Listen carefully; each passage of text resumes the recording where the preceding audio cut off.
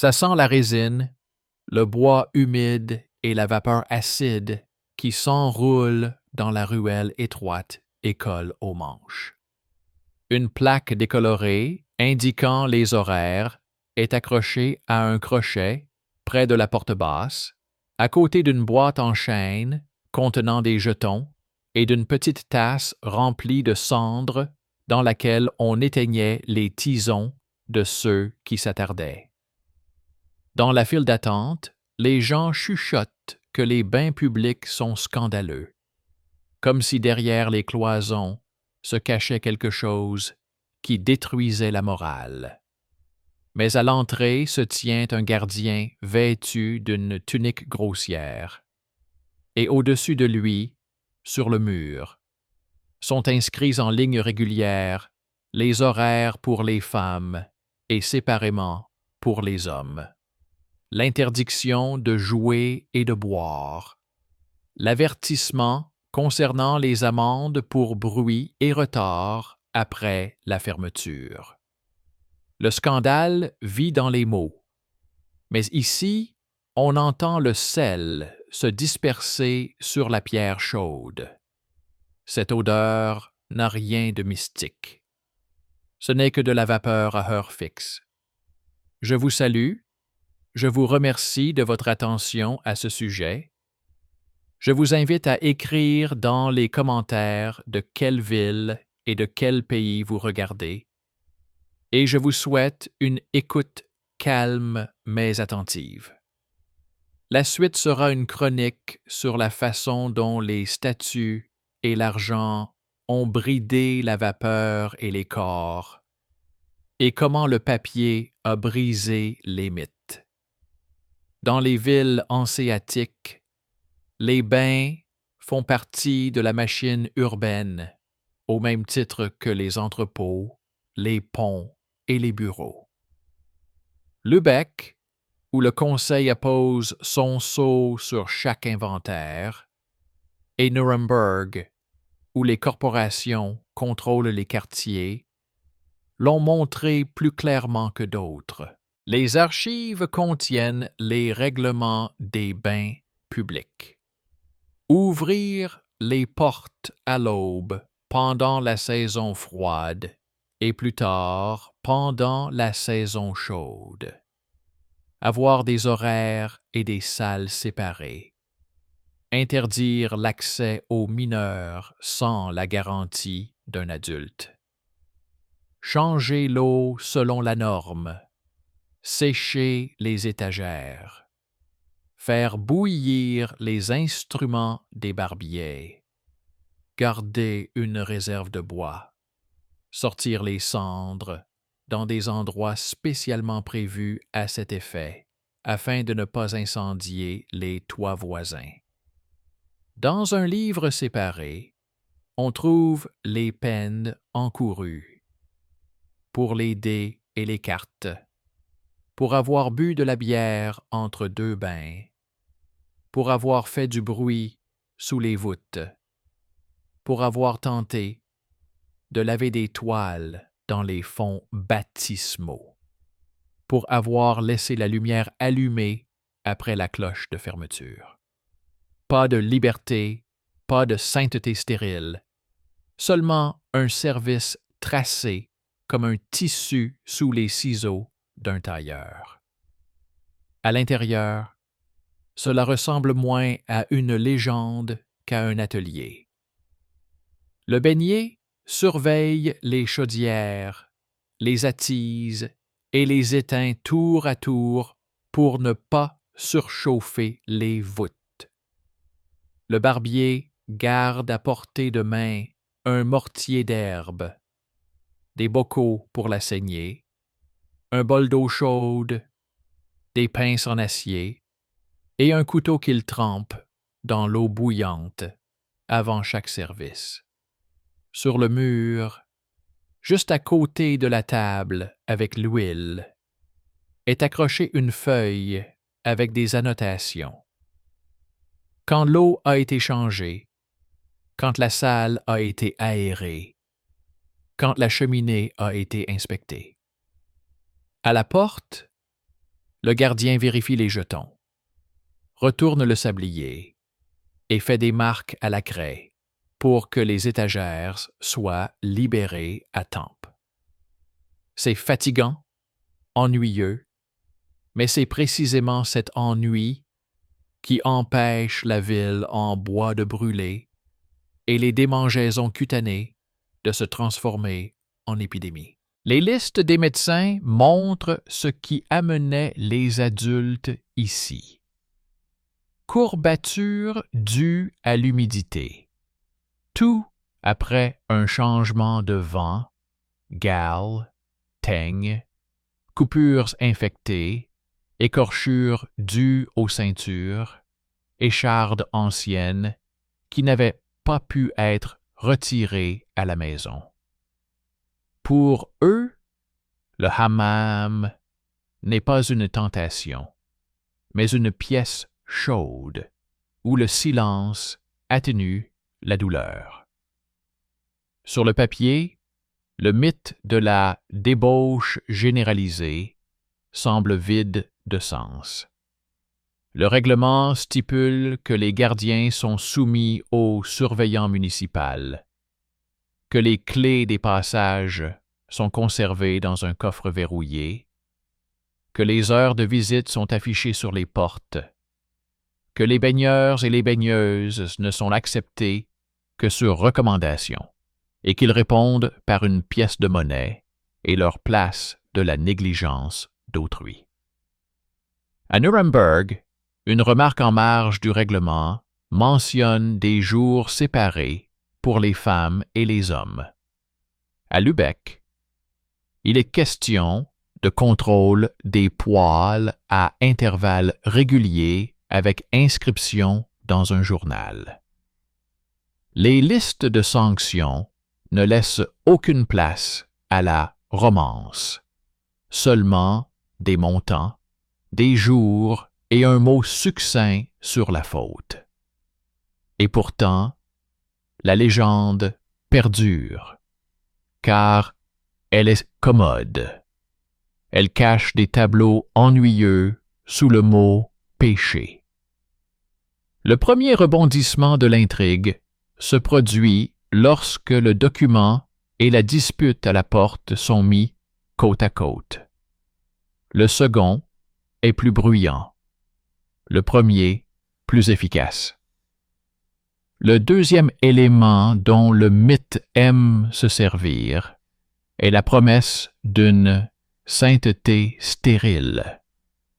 Mais les statuts n'en parlent pas. Ils ne transforment pas les bains en salle de prière.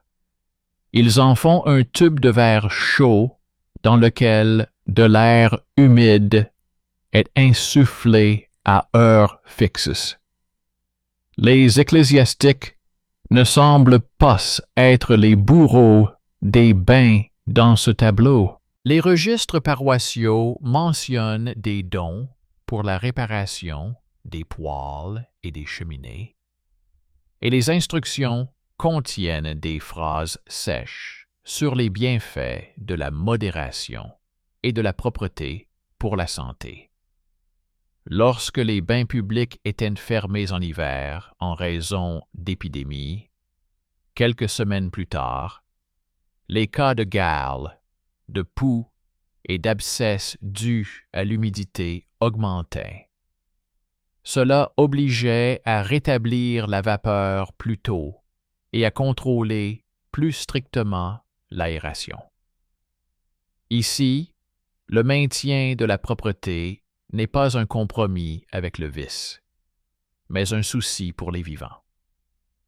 Cela semble anodin, mais c'est le deuxième revirement préparé. Dans cette histoire, le pouvoir spirituel ne détruit pas le hammam, mais l'empêche de se transformer en repère de maladie. La douleur dans ces endroits n'est pas spectaculaire, mais enracinée dans le métier. Les doigts du beignet sont enflés à cause de l'eau chaude et du sel. La peau de ses paumes est comme du papier de verre.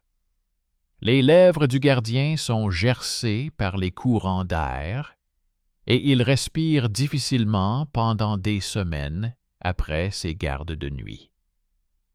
La femme qui apporte les seaux a les épaules marquées de traces sombres laissées par les sangles. Le barbier a mal au dos à force de se pencher.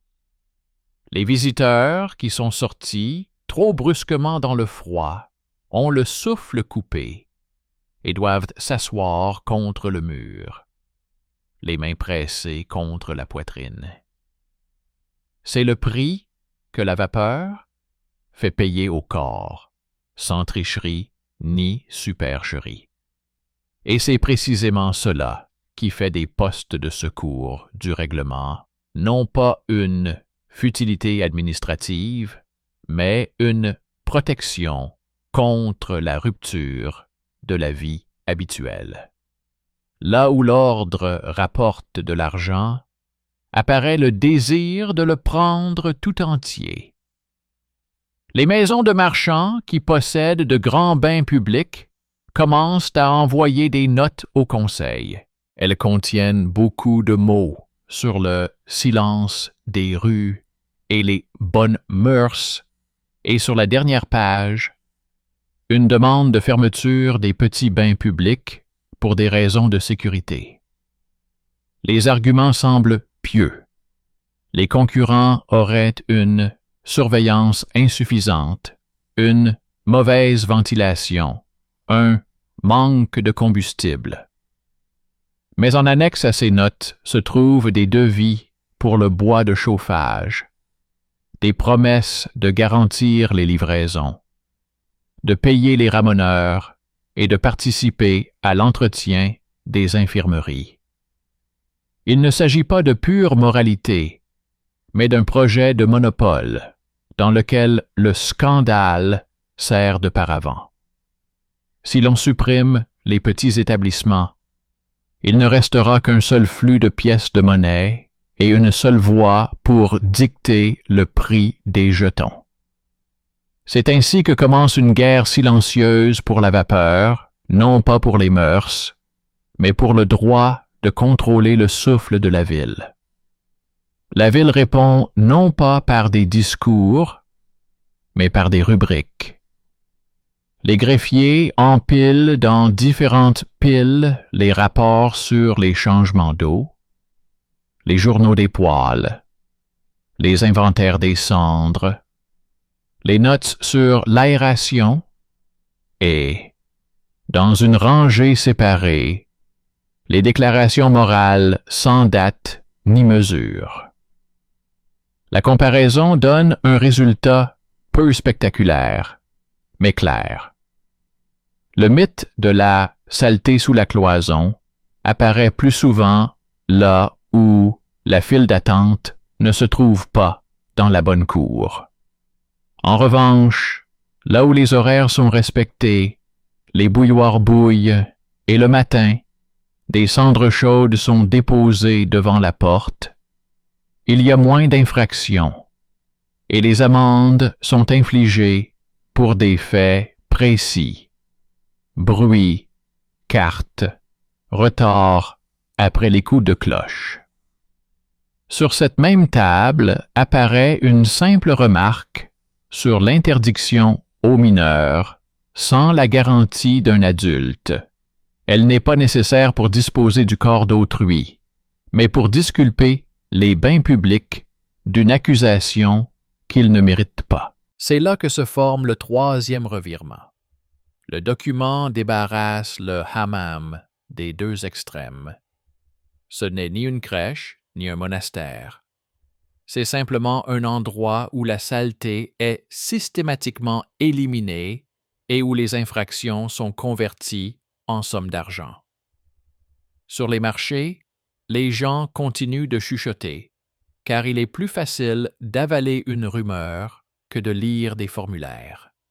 Ils disent que derrière la cloison se passe toujours quelque chose qui détruit les familles, que les bains publics entraînent la ville dans un gouffre. Mais si l'on met de côté les cris, les statues montrent autre chose. Pour les femmes, des horloges et des portes qui leur sont réservées. Pour les hommes, les leurs. Après la fermeture, le silence et l'obscurité. Les jeux et l'alcool sont punis. Le barbier, avec de l'eau bouillante et une note dans le journal. Le gardien, avec les clés qui restent dans le coffre jusqu'à l'aube. Une énumération ennuyeuse qui dépoussière le mot « péché » et laisse apparaître sous lui le tableau habituel des obligations. N'est-ce pas là que réside la colère des mythes, dans le fait que leurs couleurs vives ne triomphent pas par la prédication, mais par le sablier à la porte. L'exiguïté hivernale renforce le contrôle des règles. Pendant les jours de froid, le Conseil ordonne d'augmenter la fréquence des aérations, de réduire les fenêtres mixtes, s'il en existait selon les coutumes locales, et de mettre en service des surveillants supplémentaires. Les bureaux de l'Église soutiennent cette décision en mettant l'accent sur la santé et la modération. La saleté et le froid ne renforcent pas la piété, mais multiplient les maladies. Les instructions sont courtes et sans émotion, mais elles sont répétées jusqu'à ce qu'elles deviennent une habitude. Il ne s'agit pas d'une union d'idéaux, mais d'une convergence d'intérêts. Les deux parties ne veulent pas d'épidémie. Les deux réfléchissent. Les deux impriment. Et dans cette unité de mots modérés, il y a beaucoup plus de soucis pour les corps que dans le cri « Les bains publics sont un scandale ». Tout cet ordre se répercute sur la peau et les nerfs, et les gens le paient non seulement avec de l'argent. Le beignet ne dort pas avant l'aube pour chauffer les poils à temps. Le gardien est épuisé par les courants d'air nocturne. Le barbier a les doigts qui tremblent après la 10e séance de friction. La femme qui transporte les seaux s'effondre sur un banc, les mains pressées contre ses reins. Mais cette fatigue est comme un impôt que l'on paie pour que la ville ne pue pas et ne démange pas. Lorsque, pendant les périodes de fermeture des hammams, les files d'attente devant les dispensaires s'allongent, cela se voit sans qu'il soit nécessaire de faire de grands discours. La sécheresse du règlement est plus salvatrice que la rhétorique d'autrui. Et pourtant, les maisons riches ne renoncent pas à leur tentative de remodeler le marché à leur convenance. Elles proposent des règles générales d'aménagement ou des formules innocentes telles que cheminée en pierre obligatoire de nouvelles conceptions et réserve de combustible pour toute la saison à l'avance. Semble raisonnable, mais réalisable avant tout pour les grands établissements. Derrière les mots, on entend la vieille musique de l'argent. La ville doit décider si la vapeur continuera à servir la santé publique ou si elle deviendra un monopole privé sous le couvert du souci des mœurs. La réponse viendra du même papier qui est accroché au-dessus du gardien à la porte. Licence, contrôle, jeton unique, matrice commune pour les cachets. tableau des amendes ouvert. Il reste encore du chemin à parcourir, mais pour l'instant, il suffit de se souvenir de la simple différence qui sous-tend cette histoire. Le mythe dépeint les extrêmes. Le document compte les heures. Et plus on compte attentivement, plus les légendes s'éteignent doucement. La résistance continue, même si les mêmes lignes régulières sont affichées sur le seuil. Les maisons de marchands ne reculent pas. Elles inscrivent à l'ordre du jour des projets d'amélioration soignés, où chaque mot semble concerner la sécurité. Ils proposent d'obliger tous les bains publics à avoir une cheminée en pierre de nouvelle conception, à stocker à l'avance du bois pour toute la saison, à remplacer les anciens jetons par des notes de crédit des propriétaires. Le document semble raisonnable, mais en réalité, seules les grandes cours peuvent se permettre de telles conditions. Les petits se noieront dans les dépenses et disparaîtront d'eux-mêmes. Les lettres d'accompagnement font à nouveau état d'une préoccupation pour les mœurs, mais les annexes contiennent des devis qui révèlent l'objectif principal: rediriger le flux de personnes et d'argent. On le devine à partir d'indices indirects. Les plaintes sont déposées les jours où la file d'attente s'étendait jusqu'aux voisins. La réponse n'est pas formulée dans des sermons, mais dans la comptabilité.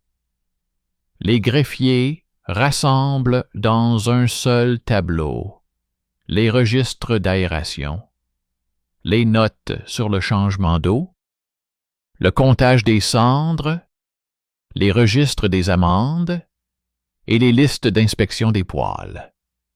À côté, ils classent les déclarations sans date ni mesure. La comparaison est silencieuse, mais claire. Là où l'ordre est respecté, il y a moins d'infractions. Là où les cris de scandale sont plus forts, on constate plus souvent des tentatives de rester après la cloche et du bruit. Les chefs d'atelier comprennent que le monopole affectera tout le monde. Avec un seul détenteur de jetons, les prix augmenteront et les gens ordinaires se retrouveront dans la boue et le froid. On en tire une initiative, trop austère pour plaire à la population, mais capable de maintenir les quartiers au chaud. Licence unique, registre municipal, jetons standardisés, tableau public des horaires et des amendes. Inspection selon un modèle unique pour tous. La licence naît comme une feuille sans romantisme. Nom du propriétaire, garant, nombre de poêles et de chaudières, lieu de stockage du combustible, norme de changement d'eau par semaine, horaire des visites séparées, obligation de faire bouillir les instruments du barbier avec une mention dans le journal, ordre d'aération, emplacement pour les notes de l'inspecteur, ligne pour les pénalités. Il est décidé d'imprimer les jetons dans l'atelier municipal sur une seule matrice, d'acheter la teinture de manière centralisée, une seule nuance par saison, afin de détecter les contrefaçons. Les clés des passages ne sont pas conservées par le propriétaire pendant la nuit, mais par le gardien de nuit dans un coffre public. Une lampe en trop après la cloche, entraîne une double amende. Et toute tentative d'ouvrir les portes en dehors des heures d'ouverture entraîne la perte de la licence jusqu'à la saison suivante. L'entrée est interdite aux mineurs sans la garantie et la surveillance d'adultes. Et cette ligne dissipe définitivement les accusations portées contre les bains publics pour des faits qui ne s'y produisent pas. Une simple feuille imprimée devient un mur entre le mythe et la réalité. La mise en œuvre est boiteuse. Les riches proposent de remplacer le jeton unique par une lettre de créance de leur maison, promettent de faire des dons aux hôpitaux et de payer les ramoneurs, pourvu que la matrice commune soit supprimée. Les scribes refusent, et alors la verbosité se transforme en pression. Ils font appel à leurs connaissances, rappellent les services rendus autrefois, murmurent à propos de l'inconfort pour les invités de marque. Les manœuvres subtiles sont reconnues par la répétition des formules. Le Conseil dispose d'un moyen simple pour y remédier. Les contrôles à l'aveugle. Les inspecteurs se rendent tour à tour dans les grandes et les petites cours, vérifient les horloges, l'eau, les cendres et les registres d'ébullition, et n'utilisent pas de nom dans leurs rapports, seulement les numéros de licence. Une feuille sans nom désarme le statut. La pièce retrouve son air et la procédure retrouve son sens.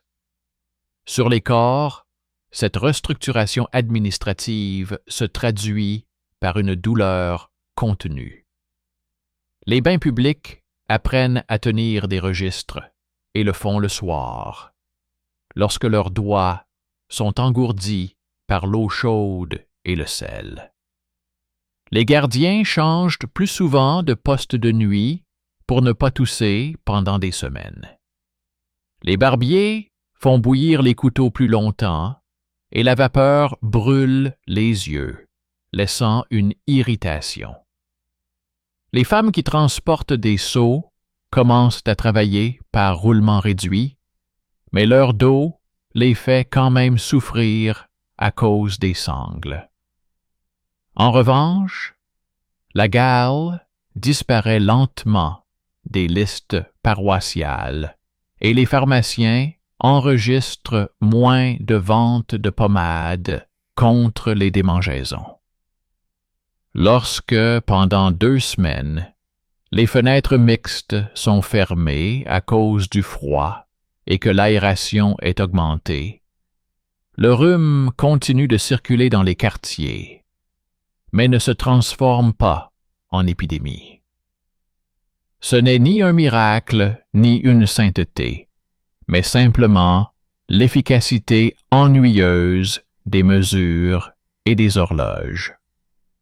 Les chuchotements dans les places ne disparaissent pas. Les gens aiment toujours dire que, derrière la cloison, il se passe toujours quelque chose qu'il vaut mieux taire.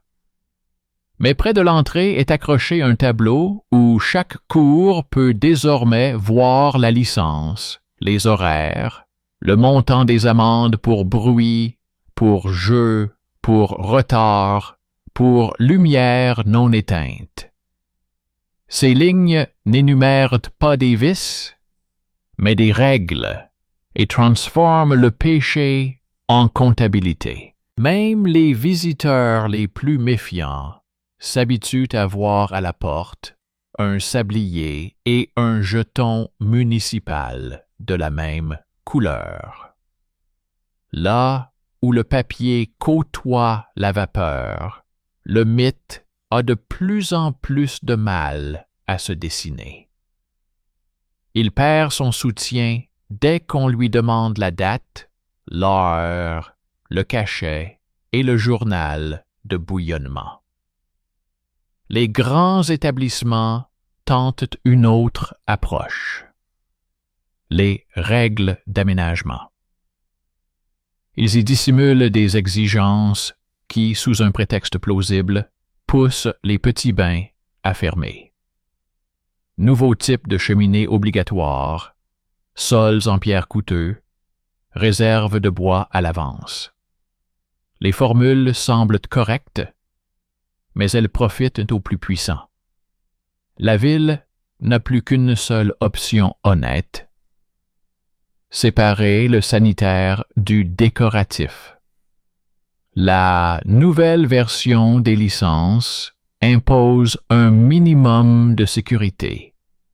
Une cheminée en bon état, des chaudières contrôlées, un changement fréquent de l'eau, une aération régulière, des étagères sèches. Tout ce qui va au-delà est laissé à la discrétion du propriétaire et au portefeuille du client. À ceux qui rêvaient d'un monopole grâce à la beauté, on ferme la porte avec une règle simple. Tout le monde doit avoir un établissement propre, et le marbre est facultatif. Une décision discrète qui met fin au projet ambitieux. Au bout d'un certain temps, ce pourquoi tout cela a été entrepris se concrétise.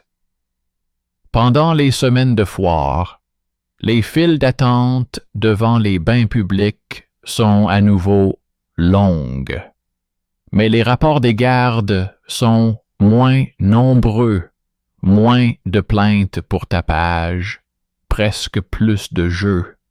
Rare retard après la cloche, aucune plainte pour surveillance insuffisante. Les ecclésiastiques continuent de parler de modération et de propreté comme de simples moyens de rester en bonne santé, et leurs paroles ne sont plus utilisées comme un bâton contre les bains publics. Au contraire, on s'y réfère pour inciter à maintenir l'ordre. Les médecins notent dans leur carnet qu'après l'augmentation de l'aération, les artisans qui passent toute la journée dans l'humidité ont moins de crises de toux. Le marché du bois se stabilise. Les livraisons sont réparties en fonction des licences et non de l'influence. Et, dans les quartiers froids, il n'est plus nécessaire d'avaler la fumée des poêles surchauffés. La flamme est dosée et surveillée. Et pourtant, tout le monde n'est pas satisfait. Ceux qui rêvaient d'une rente éternelle et d'une exclusivité ont perdu un client docile et le droit de dicter les prix. Ils ne peuvent pas revenir à leurs anciennes pratiques, mais ils restent irrités. Parfois, cette irritation se traduit par de nouvelles dénonciations concernant les réunions nocturnes. Chaque lettre de ce type est vérifiée et classée dans un dossier avec de simples annotations. Les heures n'ont pas été modifiées. La lumière a été éteinte. L'eau a été changée. Les fours ont été inspectés. Les jetons sont valides. La pile de ces vérifications, qui trône sur le bureau du greffier, est le meilleur argument contre le mythe. Une série ennuyeuse de notes, où chaque fait est un clou dans le cercueil d'un mot ronflant. Au quotidien, tout semble presque inintéressant. Les hommes vont à leurs heures, les femmes aux leurs. Les gardiens vérifient des jetons, les barbiers font bouillir leurs instruments, les bains publics notent les aérations. Mais de cette inintéressance est née une nouvelle habitude. Chercher le sceau et le tableau à la porte. Les gens ont cessé de mesurer la morale à l'aune des chuchotements et ont commencé à mesurer l'ordre à l'aide de signes que l'on peut toucher du doigt. Cela ne rend pas la vie plus facile. Le froid reste le froid.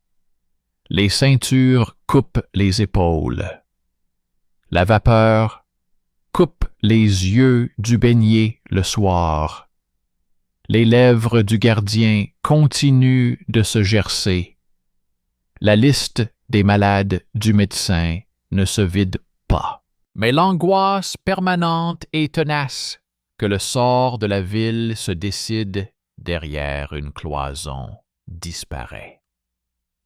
Le sort se décide sur le tableau où sont inscrits les horaires et les amendes, et dans la licence où sont énoncées les obligations. La ville termine la réforme par ce qu'elle a commencé dès le début. Le cachet. À partir de ce jour, sans lui, les bains publics ne s'ouvriront pas, les jetons ne fonctionneront pas, le gardien ne lèvera pas le verrou. Les licences sont renouvelées chaque saison pour éviter que la paresse ne s'installe. Les inspecteurs changent de poste pour ne pas s'attacher à une adresse. Les rapports sont remis au conseil et aux ateliers pour que personne ne considère l'ordre comme un divertissement privé. Il n'y a rien de sublime dans ce rituel aride, mais il y a une constance salvatrice.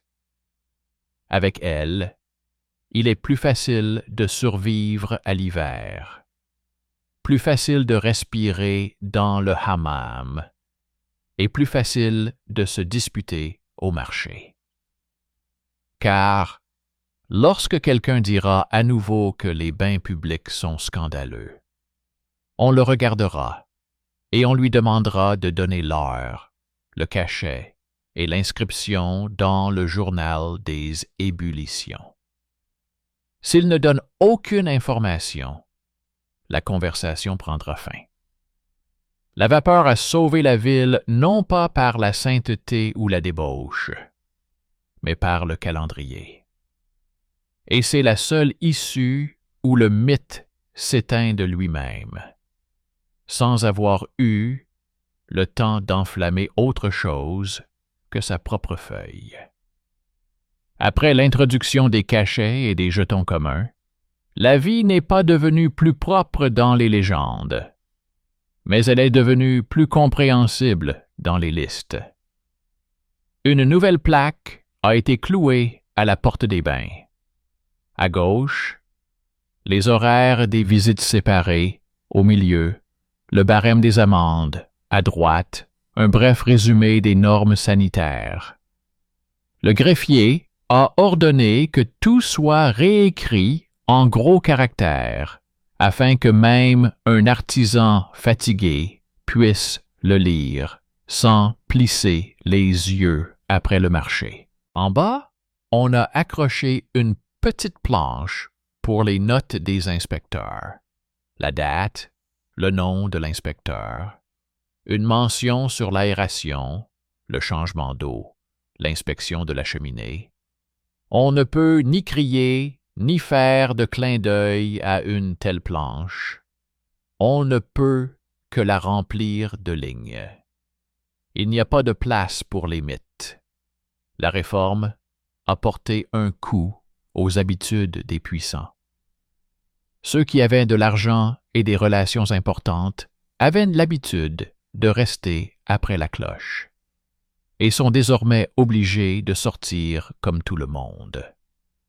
Ceux qui pensaient que leur note à la maison remplacerait le jeton commun ont vu entre leurs mains exactement le même morceau de métal forgé que celui de la marchande d'oignons.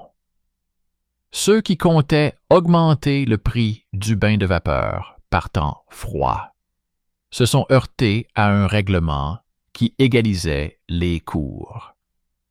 L'irritation s'est traduite par des notes sur l'inconfort pour les invités de marque, des plaintes sur la sévérité excessive des gardiens, des propositions astucieuses pour adoucir la période de transition.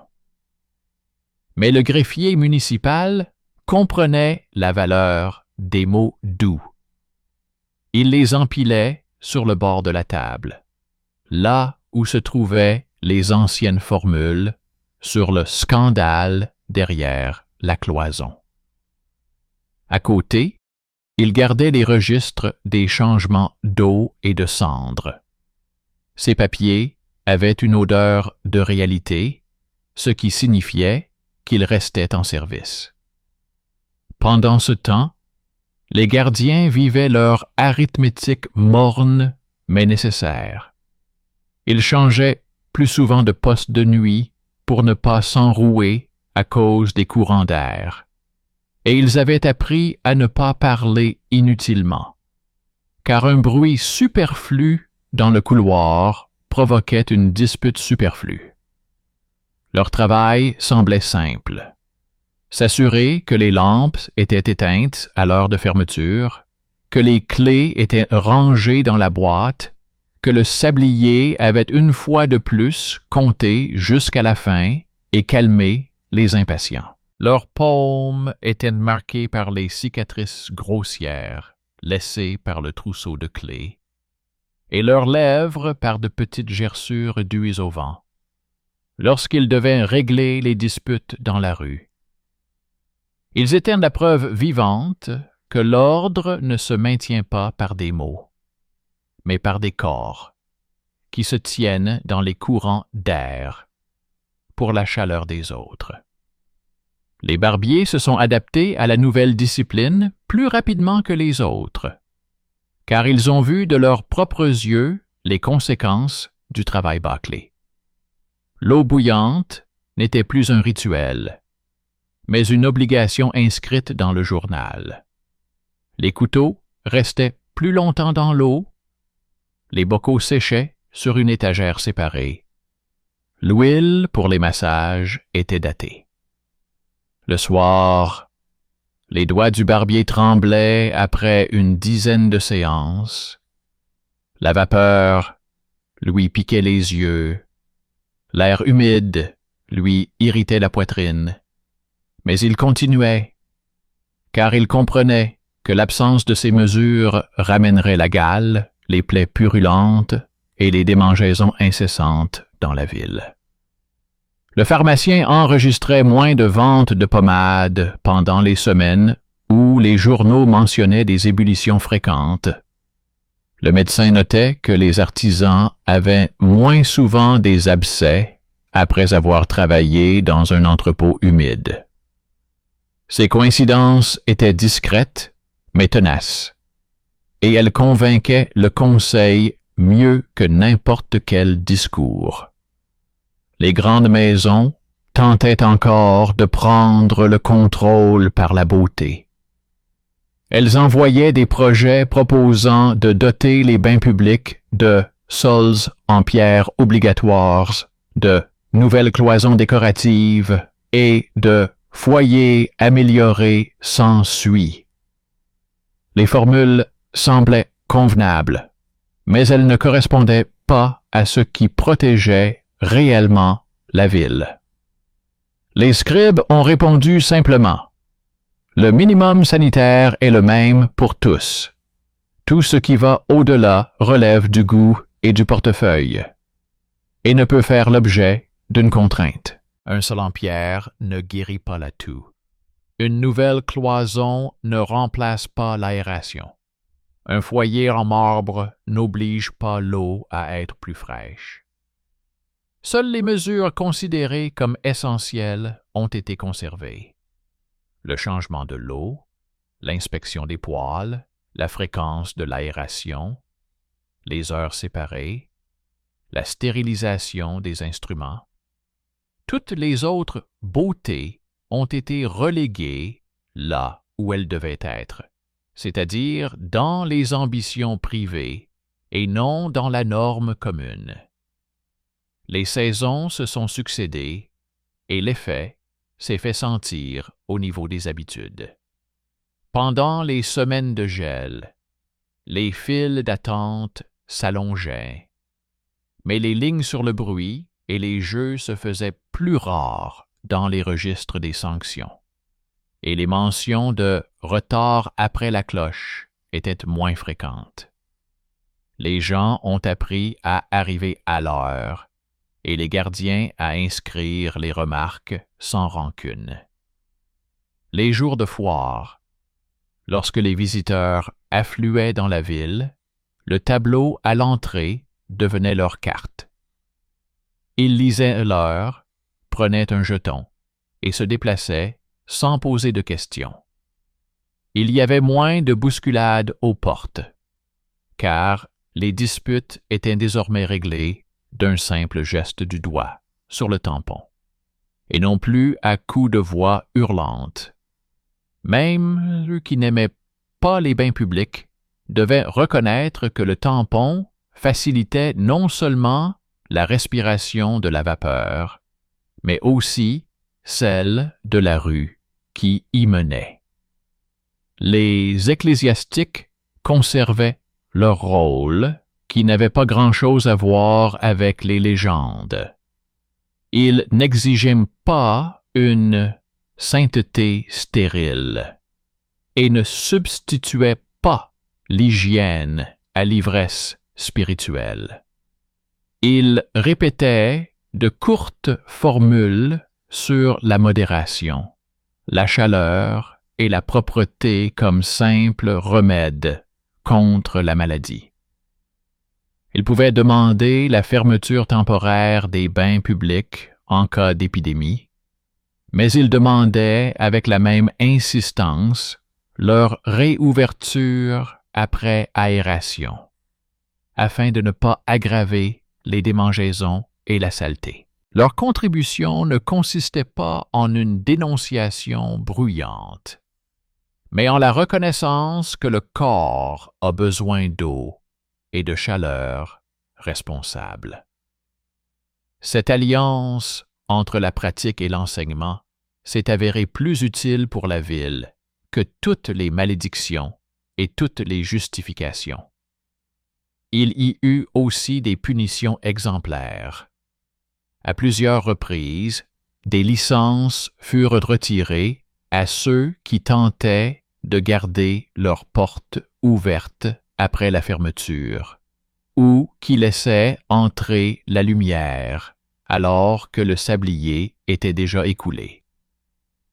Comme tout ici, les sanctions étaient peu réjouissantes et ingrates.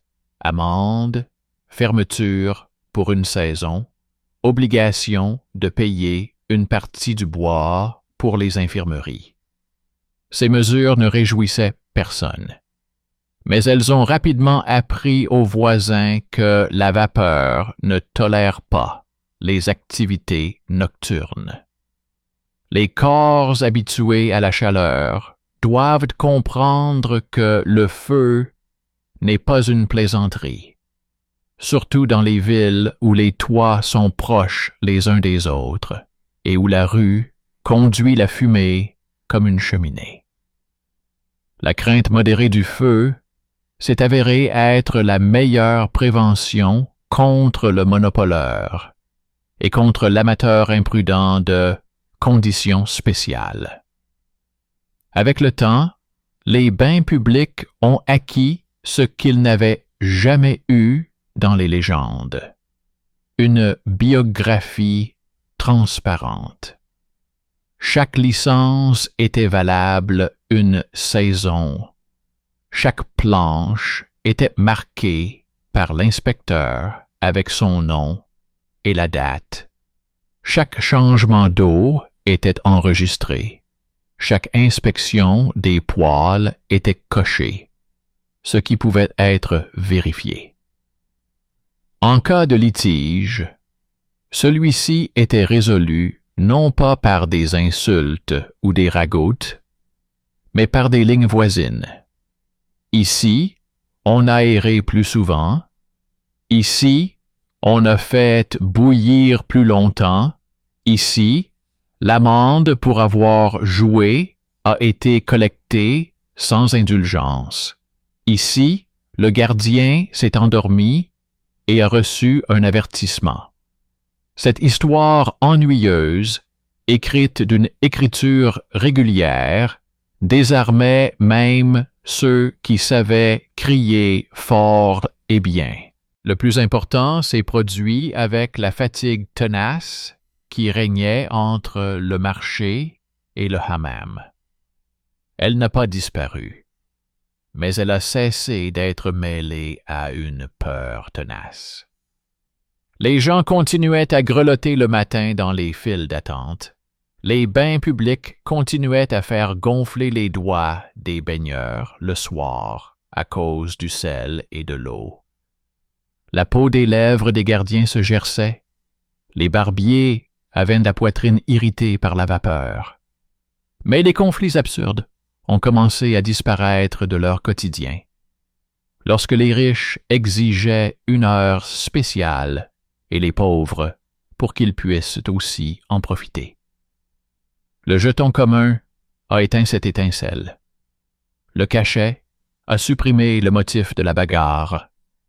Le tableau des règles a transféré le litige dans la colonne « Amende ». Et si quelqu'un essayait encore d'attiser la vieille légende, il voyait devant ses yeux s'allumer et s'éteindre à plusieurs reprises le même tison qui s'éteignait de lui-même. Le mythe n'avait plus de combustible. Entre-temps, les archives municipales ont appris à synthétiser leur propre expérience. Les greffiers ont relié les registres des aérations et des changements d'eau sur plusieurs saisons, y ont joint les rapports des infirmeries et des pharmaciens. Il en résulta une carte sur laquelle les lieux importants se trouvaient, là où personne ne les cherchait dans les comptes, près des chaudières, des portes, de la boîte à clés. Sur cette carte, il n'y avait pas de zone de vice mystérieuse, ni de îlot de pureté rayonnant. Il y avait des points sensibles aux jonctions des équipes. Il y avait des semaines où le bois était rare. Il y avait des cours où le gardien criait souvent, et des cours où le barbier avait tellement mal au poignet qu'il partait un jour plus tôt. Les problèmes étaient appelés par leur nom, et non par des étiquettes. Les solutions étaient recherchées auprès de ceux qui avaient froid et transpiraient, et non auprès de ceux qui rédigeaient de longs discours. C'était la chose la plus sensée que la ville ait faite. Elle a retiré au bain public son masque, composé de débauche et de sainteté, et lui a laissé son visage de service. Lorsqu'un vent particulièrement violent s'est levé un hiver, les conseils ont discuté de la possibilité de réduire la durée des visites afin d'étirer les réserves de bois. Dans les magasins, ce genre de discussion donne généralement lieu à des cris d'injustice. Mais cette fois-ci, aucun cri ne s'est élevé. Les gens voyant les planches, connaissant les journaux, comprenaient que la lame du couteau reposait sur le dos de tous et non sur la faiblesse de quelqu'un. La conversation fut difficile, mais pragmatique. Il fut décidé de déplacer une partie des heures au milieu de la journée, lorsque les poêles conservent mieux la chaleur et que le vent est moins fort dans les passages. d'aérer davantage pour ne pas aggraver la toux, d'allonger les pauses entre les corps de travail pour que les doigts du barbier ne tremblent pas sans interruption, de charger les grandes cours de prendre en charge les charrettes de bois supplémentaires, car les petites n'ont plus les moyens de payer. Personne n'était heureux, mais chacun pouvait mettre le doigt sur une ligne régulière et voir sa place dans la douleur commune. C'est ainsi que prit fin ce pourquoi les tampons et les jetons avaient été créés. Ce n'est pas la douleur qui disparut, mais le mythe qui, pendant des décennies, avait oscillé entre maison de débauche et monastère. À sa place, il ne restait plus que l'air chaud à heure fixe, les portes avec les clés du gardien de nuit, le rasoir dans l'eau bouillante, le gardien avec son sablier, le tableau avec le cachet, la feuille de licence avec un emplacement pour le prochain contrôle. Les gens continuaient à se disputer au sujet du prix des jetons et de la longueur de la file d'attente. Mais ils ne se disputaient plus au sujet de la nature des bains publics. Ils étaient ce qu'ils devaient être, un service municipal soumis à des règles. Et si, quelque part dans une ruelle, on murmurait à nouveau que les bains publics sont scandaleux, à côté se trouvait déjà un porte-manteau avec une plaque terne, un cendrier avec des tisons refroidis et un cachet au-dessus de la ligne, ce qui suffisait pour que ces murmures perdent leur force. Lorsque l'ordre s'est installé et que les planches à l'entrée ont noirci sous les doigts, de nouvelles fissures sont apparues, dans lesquelles le mythe s'est engouffré. Dans les magasins, on trouvait des feuilles minces avec des images édifiantes. Dans la brume, comme dans un miroir, on devinait des cloisons, et en dessous, des légendes audacieuses sur la déchéance des mœurs. Ces feuilles étaient placées dans des paniers avec des oignons et des bouquets d'anéthes, comme si l'on pouvait ramener chez soi l'angoisse avec les produits alimentaires. Elles étaient imprimées là où le papier était moins cher et où il était plus facile de trouver un dessinateur, et remplies de mots étrangers. On prenait dans les statuts des expressions telles que mélange, silence, heure, et on les réarrangeait de manière à ce que chaque point sonne comme une allusion.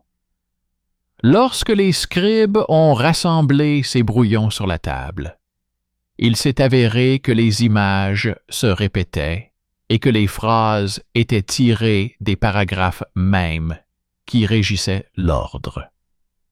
Le papier était le même, mais le sens était opposé. Cette technique a été désamorcée de la même manière qu'auparavant.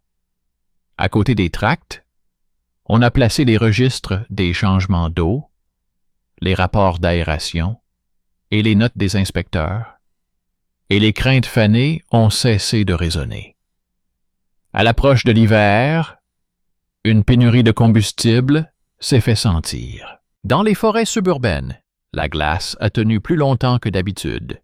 Les charrettes ont pris du retard, et les premiers à avoir recours à la ruse commerciale ont tenté de cacher une partie du bois chez eux, afin d'augmenter ensuite le prix du jeton.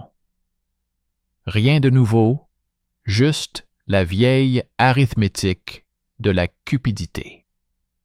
En réponse, le Conseil a introduit une norme maximale pour les poêles et a lié les livraisons à une licence. Autant de chaudières qu'il y avait de charrettes et pas un demi-bûche de plus.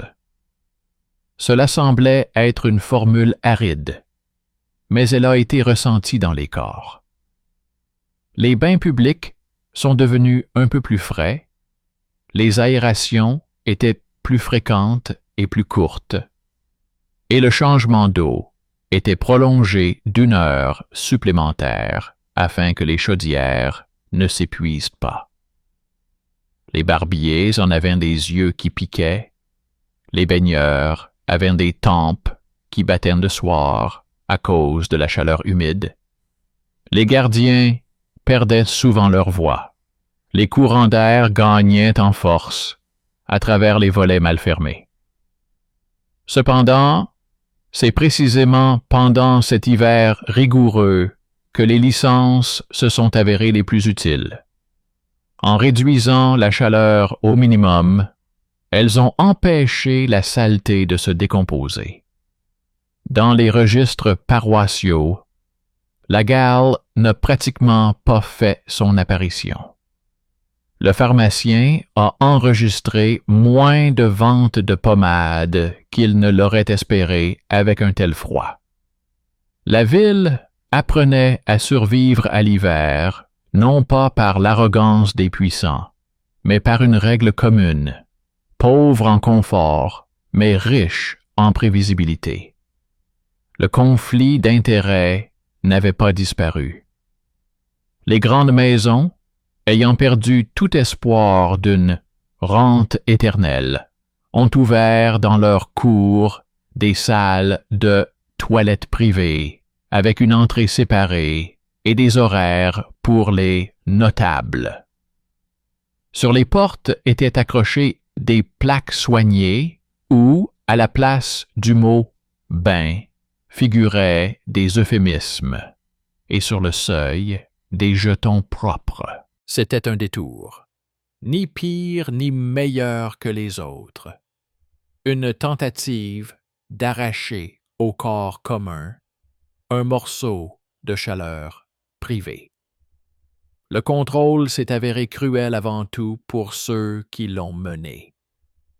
L'inspecteur allait de porte en porte, vérifiait les registres par rapport à la licence, regardait la cheminée, l'eau, le journal de chauffage, puis sortait la boîte de jetons communs et les comparait à ceux des autres.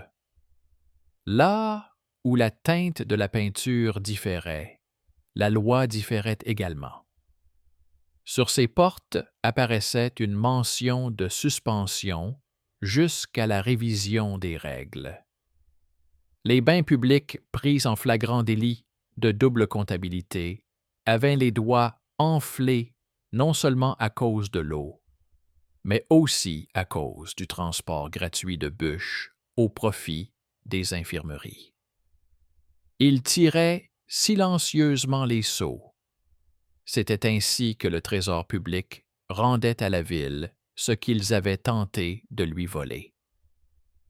À Lübeck, on a commencé à rassembler les expériences en recueil utile pour les voisins. Le bureau recevait des lettres provenant de villes plus petites. Elles demandaient un modèle de panneau pour l'entrée, la formule de la licence, le calendrier de contrôle des poêles, les paramètres des jetons. Les greffiers répondaient à contre-cœur, mais de manière détaillée. Ils indiquaient où inscrire le nom du propriétaire, comment consigner le changement d'eau, que noter concernant l'interdiction aux mineurs sans garantie, comment tenir le journal d'ébullition chez les barbiers, comment compter les cendres dans le fourneau. Ces lettres arrivaient lentement, apportées par les mêmes cochers qui transportaient le bois. La règle municipale, née de l'irritation et de l'entêtement, devenait un produit d'exportation, non pas comme un signe de supériorité, mais comme un modèle sur lequel d'autres pouvaient calquer leur propre organisation. Nuremberg, habitué à la rigueur des statuts, répondait de la même manière. Elle envoyait ses formulaires, où la vérification des poêles était prévue chaque jour et où l'aération était liée au vent. Les deux villes, qui connaissaient le prix de la fumée et des éclaboussures, échangeaient des lignes sèches, et ces lignes avaient plus en commun que les alliances retentissantes. Les ecclésiastiques, qui aidaient auparavant à maintenir la propriété pour des raisons de santé, ont trouvé dans cet échange un soutien supplémentaire. Dans leurs enseignements, ils ont commencé à faire de brèves remarques sur le fait que la modération et la chaleur n'étaient pas seulement une vertu pour l'âme, mais aussi un bienfait pour le corps, et que la propreté n'était pas une question d'éclat, mais de travail. Ils n'exigeaient pas l'impossible, ne multipliaient pas les interdits, mais préservaient le rythme.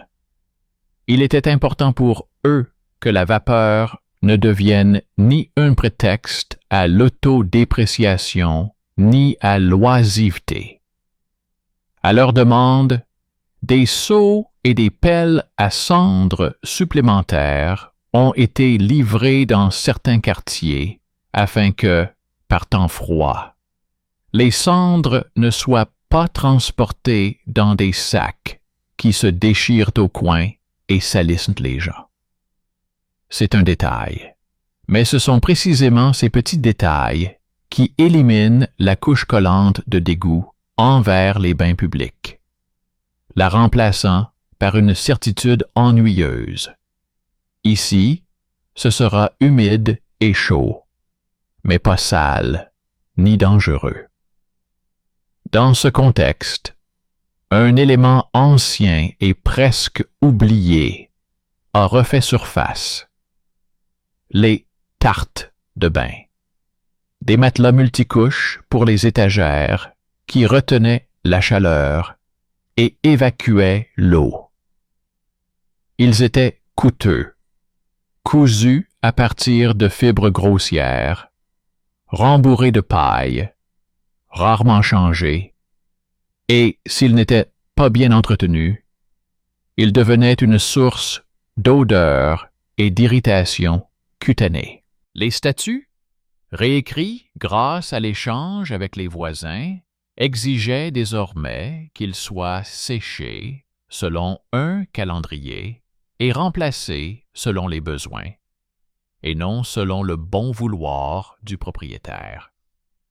Cela signifiait des dépenses supplémentaires, et les riches ont tenté une nouvelle fois de ramener la discussion sur le terrain de la rhétorique. Selon eux, un remplacement trop fréquent était un luxe qui nuisait aux pauvres. En réponse, un tableau succinct fut accroché au mur. Combien coûte le traitement de la gale et combien coûte un nouveau gâteau? Les montants étaient inégaux, et l'économie inattendue l'emporta sur le débat sur le luxe. Depuis lors, les barbiers ont moins de démangeaisons purulentes, et leurs doigts tremblent toujours à la fin de leur journée de travail. Mais c'est plus utile. Les gardiens se sont habitués à leur nouveau rôle de témoins. Leurs signatures sur le tableau ont cessé d'être une formalité. Quiconque tentait de discuter se heurtait à leur écriture comme à un mur. Ils ont appris à noter non seulement les retards et la lumière, mais aussi un détail étrange, l'odeur. Si une forte odeur d'huile non raffinée flottait dans le couloir, cela signifiait que quelqu'un avait bâclé son travail avec l'eau bouillante. Si de la suie s'échappait de la cheminée, Cela signifiait que quelqu'un avait lésiné sur le nettoyage. Les odeurs sont devenues une seconde langue pour la ville. Elles sont incontestables. Les rapports indiquaient que telle odeur était présente pendant tant de corps de travail consécutifs. Après quoi, un nettoyage était effectué et le problème disparaissait. C'était grossier, presque comme faire des marques sur les portes. Mais c'est précisément ce langage que comprennent les artisans et les conseillers en matière de poêle. Pendant ce temps, les maisons de marchands ne se laissaient pas faire. Elles ont transféré la lutte sur le terrain de la charité. Elles promettaient de payer les réparations importantes du toit de l'infirmerie si on leur accordait le droit à des heures de nuit séparées. Elles apportaient des sacs de farine aux caisses paroissiales si la ville assouplissait la règle concernant la conservation des clés par le gardien de nuit. Et à chaque fois, ils se heurtaient au même mur. Une seule nuance de jetons, un seul cachet, une seule planche à la porte. La charité était acceptée, mais les règles ne changeaient pas. La ville comprit enfin qu'il était possible de prendre de l'argent sans donner en échange le silence général. Ce fut une leçon rare. La bienfaisance n'équivaut pas à une licence. La saturation de la réforme a mis en évidence un autre problème.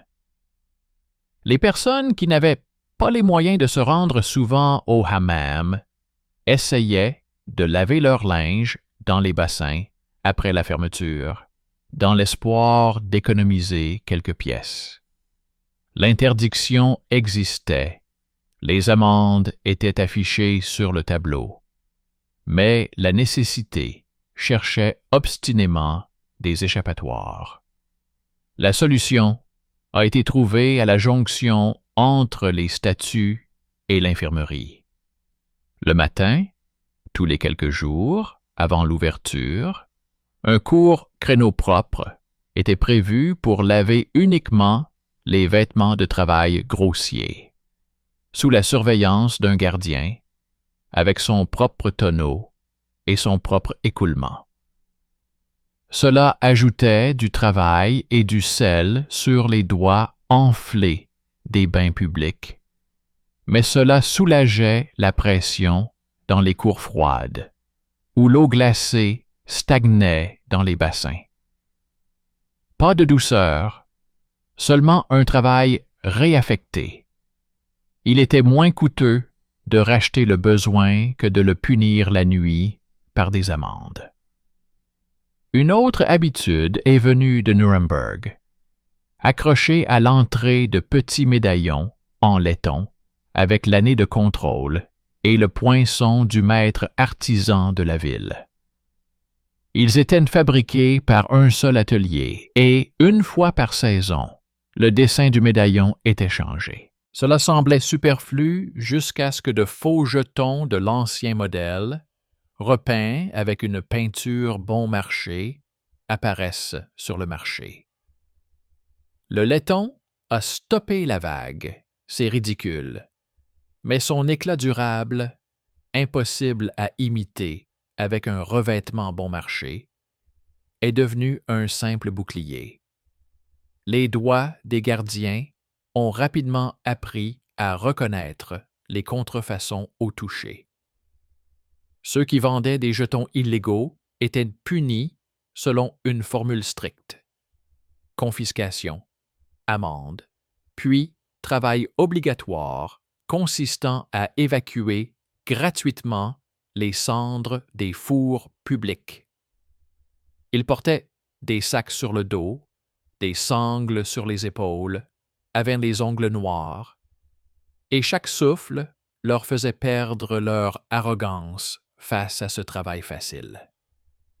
Peu à peu, le besoin de parler des bains publics en termes de péché et de sainteté a disparu. On a commencé à en parler comme de puits et de volets. S'ils sont fermés, ils gèlent. S'ils ne sont pas nettoyés, ils puent. S'ils ne sont pas couverts, ils font du bruit. Ces 3 verbes résumaient la vie des établissements, qui auparavant faisaient l'objet de légendes. Et pourtant, le souvenir des anciennes querelles restait ancré dans les esprits, comme le froid dans les eaux.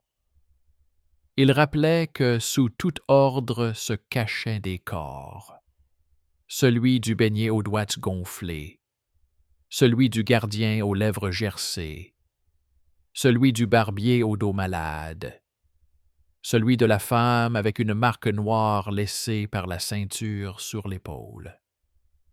Leur douleur était le prix à payer pour la chaleur et la propreté. Et tant qu'ils se tenaient aux portes et près des chaudières, la ville pouvait se permettre le luxe d'expliquer les mythes au lieu de les vivre. Lors d'un redout, les ruisseaux dans les rues se sont écartés, et les toits ont goûté comme si la ville de pierre elle-même était devenue un bain public.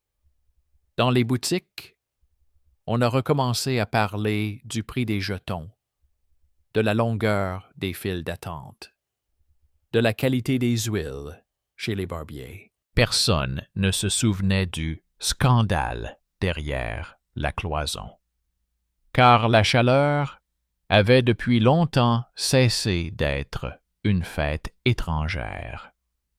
Elle était devenue un conte supplémentaire, aussi inintéressant et salvateur que la note de l'inspecteur dans le coin inférieur du tableau. Et si un nouveau journal illustré tentait de faire renaître l'ancien frisson, on le poserait sur la table, à côté des magazines bouillants, et on lui poserait les 3 mêmes questions avec lesquelles la ville avait appris à étouffer la tromperie. Quand, où, qui a vérifié? Cela suffisait pour que la fumée des belles phrases se dissipe et ne laisse que la vapeur qui suit l'horaire prévu. Au printemps, lorsque les ruisseaux de fonte coulent le long des joints de pierre, on dirait que les veines de la ville se sont ouvertes et que le sang circule plus vite. C'est à cette saison que l'on voit particulièrement clairement comment fonctionne la comptabilité. À l'entrée des bains publics, les nouvelles notes des inspecteurs sont affichées sur des panneaux avec les licences. Dans les coffres des gardiens s'entassent de nouveaux jetons de la même couleur. Dans les registres des barbiers, les dates d'ébullition sont inscrites en colonnes régulières. Les greffiers relient les rapports en liasses, et dans ces liasses, on peut déjà lire non pas des jours isolés, mais une habitude. Là où, en hiver, on économisait la chaleur et on aérait à heure fixe, on soigne moins les démangeaisons et les gerçures au printemps. Là où les gardiens se relayaient sans retard, on se plaint moins souvent du bruit. Là où on n'essayait pas de tricher avec les jetons, les prix sont plus stables. Ce sont des statistiques ennuyeuses, mais elles remplacent les cris. Le mythe de la saleté derrière la cloison perd de sa force à côté des tableaux, et la légende de la sainteté stérile s'effondre quand on voit le beignet, les doigts gonflés par le sel, faire une nouvelle marque pour signaler le changement d'eau. Dans la succession des préoccupations saisonnières, de grandes ombres politiques apparaissent, et elles sont également importantes pour les bains. La ville, exposée au vent de la Baltique, conserve son droit de timbre en tant que ville impériale libre. La ville, située à l'intérieur des terres, s'appuie sur des statues renforcées par une bulle du XIVe siècle. L'empereur est loin, mais son nom accompagnait la formule selon laquelle le conseil municipal était responsable de l'ordre, et donc du feu et de l'eau. Ce n'est pas une formalité. Toute tentative de transformer la vapeur en privilège privé se heurtait au mot commun.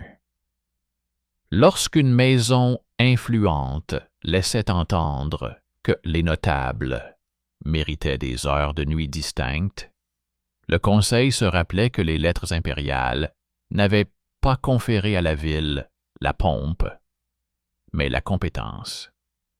La compétence, ce sont les chaudières, les clés, les planches, les inspections. La pompe était réservée aux processions de foire, tandis que la poussière sèche recouvre les documents politiques, le sel et la graisse recouvrent ceux des ouvriers. Les gardes, qui appellent désormais les licences par leur numéro et non plus par leur nom, apprennent à écrire sans faute, car la moindre erreur dans la dernière ligne rend le débat interminable. Les barbiers, habitués à faire bouillir leur couteau toutes les minutes, discutent avec les pharmaciens de la puissance des herbes. Et le pharmacien montre patiemment que les semaines où les registres de stérilisation comportent des marques supplémentaires, les ventes de pommades contre les démangeaisons sont moins importantes. Les bains publics, chargés de tenir un registre des cendres, grimacent d'abord, puis éloignent eux-mêmes le sceau de la lumière pour voir plus précisément combien de fois le soufflet a été nettoyé pendant leur service. Ce n'est pas de la piété, mais de l'honnêteté artisanale, celle qui sauve non pas l'âme, mais la cour d'un incendie. La politique ne disparaît pas, elle prend simplement d'autres formes. Les grands immeubles, qui se sont résignés à utiliser un jeton unique, tentent d'agir en adressant des lettres conciliantes aux conseillers, promettant de payer les services des ramoneurs et de décorer les façades si une inspection allégée est autorisée. La réponse reste la même, comme la marche en pierre à l'entrée. Les inspections sont aléatoires. Il n'y a qu'un seul jeton. Le tableau est visible par tous. Les clés sont chez le gardien de nuit. La charité est utile, mais elle n'achète pas les règles. Cela semble froid, mais cela fonctionne aussi bien par temps chaud que par temps froid. L'épreuve de résistance ne vient pas des bureaux, mais du malheur. Un jour, à la fin d'un automne venteux, alors que l'humidité s'était installée sur les planchers, un atelier a pris feu dans un autre quartier et le feu s'est propagé au chevron. La foule s'est précipitée vers les puits et les gardiens des bains publics les plus proches ont arraché les crochets des tonneaux et ont traîné l'eau le long du mur. L'inspecteur, qui se trouvait à proximité, a vidé une partie de l'eau bouillante de la chaudière afin qu'elle n'explose pas à cause d'une surchauffe dans le foyer vide. Le barbier a apporté du vinaigre et des chiffons pour les brûler.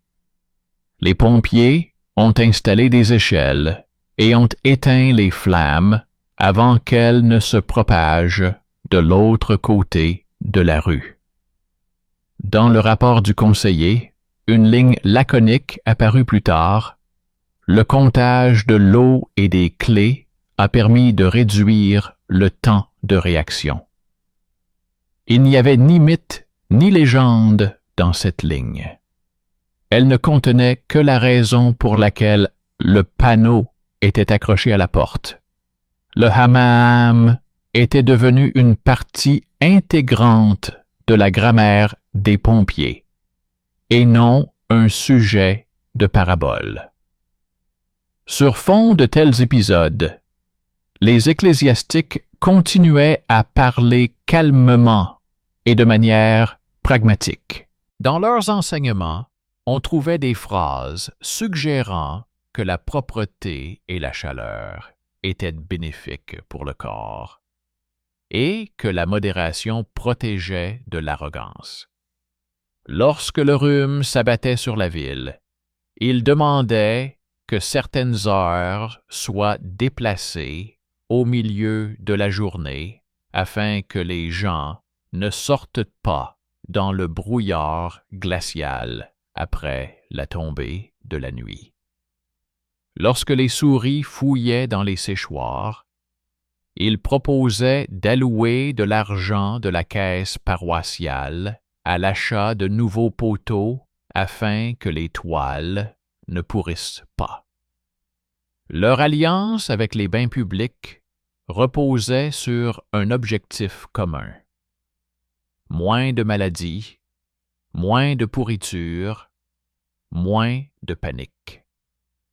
Cette alliance irritait ceux qui aimaient opposer le temple et le hammam comme la lumière et les ténèbres. Mais c'est elle qui a finalement appris aux rues à considérer la vapeur comme un service sanitaire et non comme une menace secrète. À l'été, lorsque les fenêtres sont plus ouvertes et que les vents soufflent plus librement, un autre danger apparaît. La relâche. Pendant les mois chauds, on a envie de mettre les journaux de côté et de faciliter un peu les contrôles, parce que tout va bien comme ça. C'est alors qu'on se souvient des tableaux compilés par les scribes. Les années où l'aération était réduite en été, on soignait plus souvent la toux en automne. Les saisons où l'on enregistrait moins souvent des ébullitions. Les semaines d'hiver étaient remplies de démangeaisons et de piqûres de barbier sur les écorchures. Ces corrélations ennuyeuses sont plus convaincantes que n'importe quel sermon. La mémoire de la ville se renforce non pas par la peur, mais par le tableau auquel on revient sans cesse. Entre les lignes, la lutte des classes continue, mais elle s'apaise. Le riche visiteur ne demande plus « encore un peu après la cloche », car il sait que le gardien notera son retard sur le tableau et que l'inspecteur passera en revue cette note. Le pauvre n'essaie plus de faire passer son linge la nuit, car il y a une fenêtre propre le matin sous surveillance. La maison marchande ne discute plus du droit à des heures nocturnes séparées, car la clé de nuit se trouve dans un coffre public. Le litige se déplace là où la ville a le plus de pouvoir, c'est-à-dire dans les devis. Comment répartir le coût du bois de chauffage? Quel tarif est acceptable par temps de gel? Combien de fois par semaine payer l'eau bouillante du barbier à partir de la caisse municipale dans les quartiers ouvriers? Ce sont des discussions difficiles, mais elles permettent d'appeler les choses par leur nom, sans les stigmatiser. Des lettres arrivent des villes hanséatiques voisines, demandant d'envoyer un tableau modèle et une feuille de licence. Les uns ont besoin d'une matrice de jetons, les autres d'une formule interdisant l'accès aux mineurs sans garantie, les troisièmes d'une procédure de conservation des clés. En réponse, on envoie des copies dépourvues d'idéologie, mais empreintes d'une logique artisanale. Dans ces mêmes lettres, on trouve parfois des anecdotes selon lesquelles des feuilles avec des images édifiantes ont de nouveau été vendues à la foire. Elles ne sont même plus déchirées, mais rangées dans un dossier séparé intitulé « Rhétorique » et montrées lors des réunions avec les magazines de ventilation. La comparaison est comme une main qui éteint une bougie. Si l'on place à côté un murmure et un emploi du temps, le murmure disparaît de lui-même. Et pourtant, la ville n'est pas une machine parfaite. Pendant les hivers rigoureux, il manque du bois. Pendant les printemps humides, les étagères sèchent mal. Les gardiens s'écrient. Les barbiers ont mal à la poitrine à cause de la vapeur. Les bains publics ont les mains qui tremblent à cause du sel. La fatigue s'accumule, et elle aussi nécessite un règlement. Le Conseil instaure des congés obligatoires de courte durée pour les travailleurs de nuit, toutes les quelques semaines. Les barbiers se voient attribuer des assistants pendant les jours de pointe, afin que leurs mains ne tremblent pas en maniant les couteaux. Les bains publics reçoivent des gants à doublure épaisse, non par luxe, mais par pragmatisme. Des mains gercées sont synonymes de mauvais travail. Toutes ces mesures sont peu coûteuses, mais elles prouvent que les règles ne sont pas une contrainte, mais une protection pour ceux qui maintiennent la chaleur dans la ville.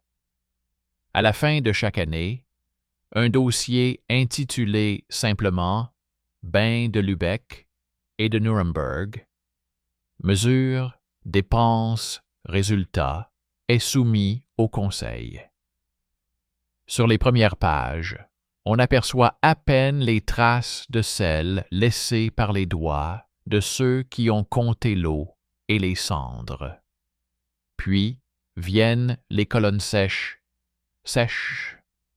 Combien de changements d'eau, combien d'inspections, combien d'amendes, combien d'heures de travail pour le transport des cendres, combien de dons ont été envoyés aux infirmeries, combien de différences pour le bois de chauffage.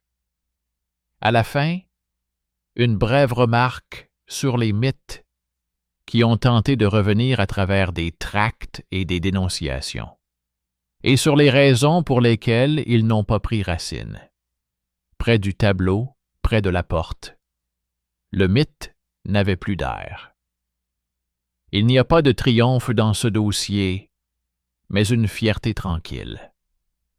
La ville a choisi de compter plutôt que de traquer, de sécher et de faire bouillir plutôt que d'imaginer, d'imprimer et de vérifier plutôt que de pleurer à cause de rumeurs. C'est précisément ce choix qui s'est avéré être la politique, discrète mais décisive. Et si l'on se promène dans les rues par une soirée humide, lorsque la vapeur s'échappe des fissures, on peut voir à quoi ressemble ce choix dans la vie quotidienne. Au seuil des bains publics, un gardien passe son doigt sur un médaillon en laiton indiquant l'année de contrôle. Dans le vestibule, sur le tableau, figure la marque récente de l'inspecteur. Dans le couloir, un trousseau de clés est suspendu à un crochet, sorti de la boîte de service à l'heure prévue. Dans le hammam, le barbier place un chiffon doux sous le couteau pour que sa main ne tremble pas. Sur l'étagère se trouve un gâteau sec, cousu selon les normes. Près de la porte, la femme qui transportait les seaux s'est assise sur un banc et tient sa main sur sa taille. Mais son visage montre que le changement est terminé. L'eau a été changée. La vapeur fonctionne comme il se doit. Certains trouveront cette image absurde, trop banale pour illustrer le thème du péché. Mais c'est là que réside le dénouement principal. Ce qu'on appelait le péché programmé s'est avéré être en fait un programme à la place du péché. Le mythe a perdu ici contre le papier, non pas parce qu'il était faible, mais parce que le papier s'est appuyé sur les corps. Le beignet aux doigts enflés, le gardien aux lèvres gercées, le barbier au dos malade, la femme avec une marque noire laissée par la ceinture. Tous ont confirmé chaque jour la règle par leur travail. Le conseiller ecclésiastique l'a confirmé par sa remarque sur la modération et la chaleur. Le conseil l'a confirmé par son sceau et son refus de vendre la clé. Et quand quelqu'un murmure à nouveau dans la boutique que les bains publics sont un scandale, ce murmure se heurte à la planche à l'entrée et se dissipe comme de la vapeur. La ville a choisi la voie difficile, non pas celle de la dénonciation et de la permissivité, mais celle longue de la comptabilité et des licences. Le résultat est le même. Chaleur à heure fixe, propreté conforme aux normes, prix conforme au devis, et légende à la poubelle. C'est une fin honnête, ni heureuse ni tragique, mais écrite de la main d'un homme qui, un jour, a accroché une simple pancarte au-dessus de la porte et lui a donné plus de poids que n'importe quel cri.